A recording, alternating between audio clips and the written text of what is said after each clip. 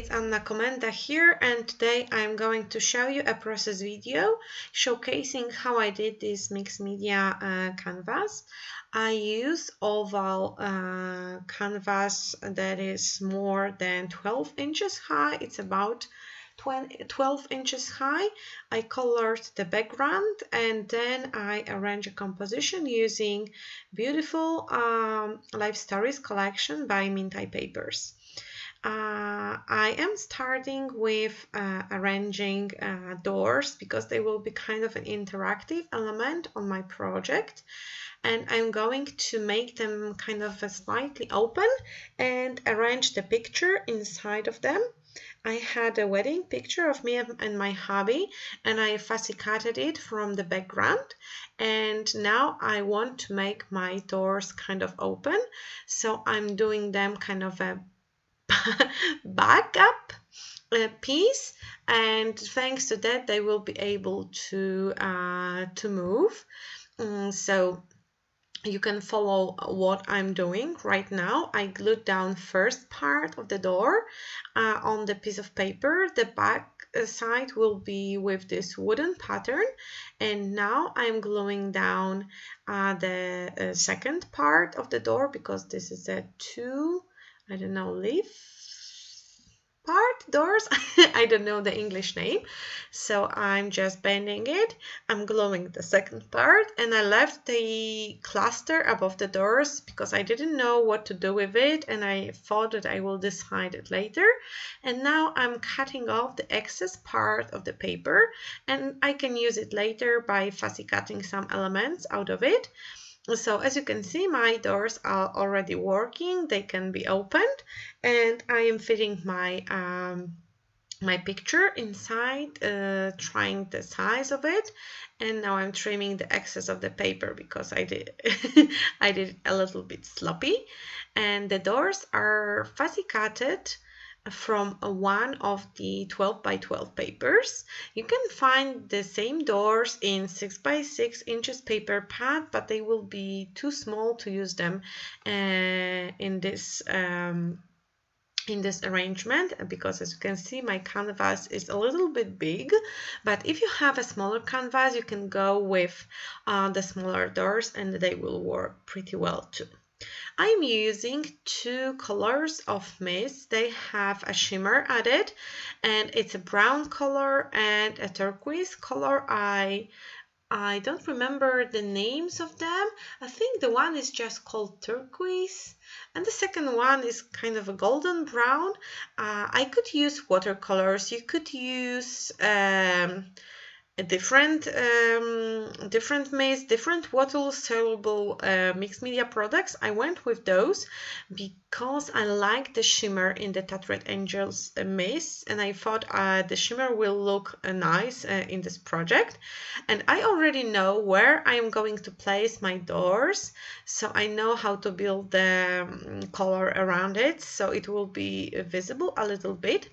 As you can see, mixing blue and turquoise and brown creates this kind of a greenish shade, which is perfect for Life Stories collection. If you know this line, you know it's filled with kind of a worn up colors. It has some wood, it has a little bit of a dirty turquoise color, which is the similar color that comes with a connection of brown and turquoise I have on my plate.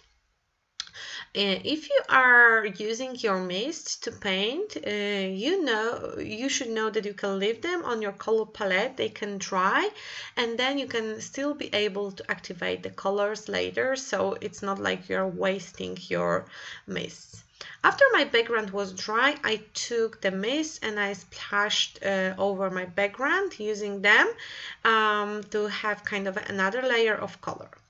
Now I'm building up the dimension on my page using pieces of white cardboard. You can use anything else to create a dimensional effect. It can be fan foam, it can be kind of a recycling part of the box, whatever float your boat. You can use also 3D foam squares.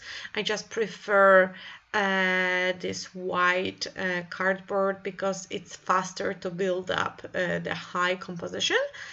And it's a canvas, so it will be hanging on the wall and I don't have to be afraid about the dimension I am using. It's not like it will not fit into the pocket.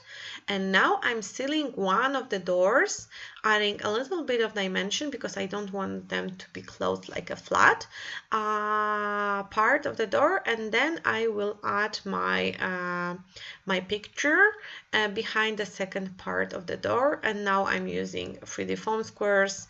I think I used 2 or 3 layers of them, and the second part of the door is slightly opened. I fussy cutted a lot of elements from Life Stories collection. If you buy it in set, you will get a cover, like an extra sheet, and the cover have printed elements you can fussy cut on the back side. If you buy separate sheets, you can buy a sheet number 9, and this one has on one side some simple pattern, and the second side is filled with elements you can fussy cut.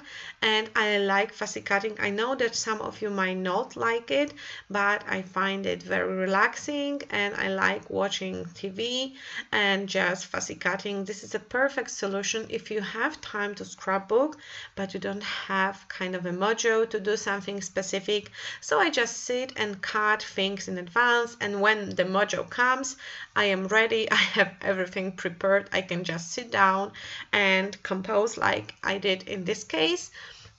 Creating this canvas took me less than 2 hours because all my elements were fussy cutted already, so all I needed to do was to arrange them.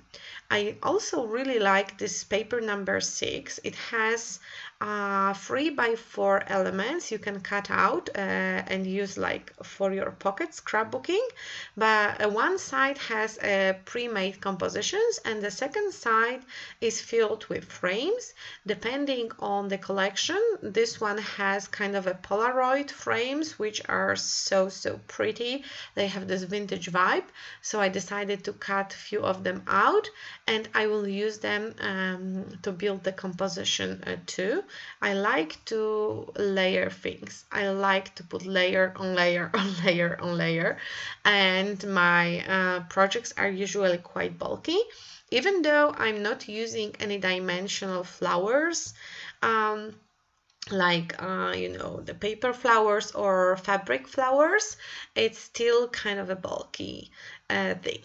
And now all my elements are glued down. I cut out the part when I was going mad with my 3D foam squares, and I am just trying to finish up the composition. I love the clocks. They really looks well with this picture, and you could see me snapping a quick photo because some of elements were not glued down, and I had a reference. If something would move, I could easily kind of recreate it. I am finishing my project with adding a piece of craft string and some I don't know, screws, and the final step will be splashing everything with a mixture of blue and brown mist. And that's it. The project is ready and I really love how it turned out, even though vintage isn't my first choice usually. And thank you for watching. If you have any questions, don't hesitate to ask in the comment sections. Don't forget to subscribe to Mintay Papers YouTube channel. You will get new videos every week, and our dream team and educators team is very talented team, so you will get some great quality ideas how to use our papers. Thank you for watching and see you soon. Bye bye.